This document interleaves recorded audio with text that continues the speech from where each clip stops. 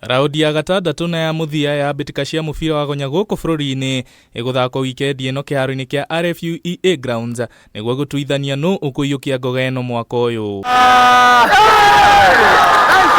Ahotani ya raundi hitukia T-Sub-7 neo nondescripts magathikitwo gikundi-ini kia A hamwe na Black Blood, Kenya Harlequins na Tessen Warriors. Again, just sheer belief, playing for each other, the brotherhoodness, the camaraderie, that's coming out fantastically for the boys.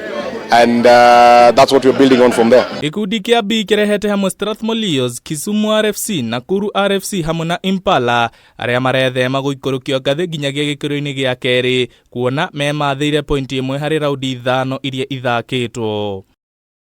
Atongoria a metha Kabras Sugar magathikitwo gikundi-ini gia C hamwe na Mwamba, Masinde Muliro na Daystar Falcons. Kabras matongoretie na pointi 92 thutha wa kuhotana raundi cia Driftwood na Prince Lu.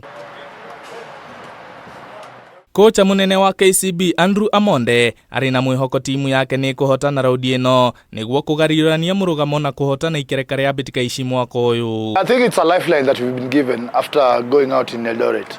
So we've taken all the chances, we have prayed.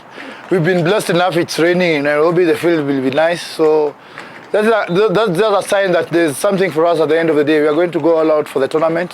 We are going to push as hard as we can and to be able to succeed at the end of the day. KCB mari pointi imwe thutha wa Kabras na magathikitwo gikundi-ini kia D hamwe na ahotani ya mwaka muhituku Menengai Oilers, Catholic Monks na Moi University.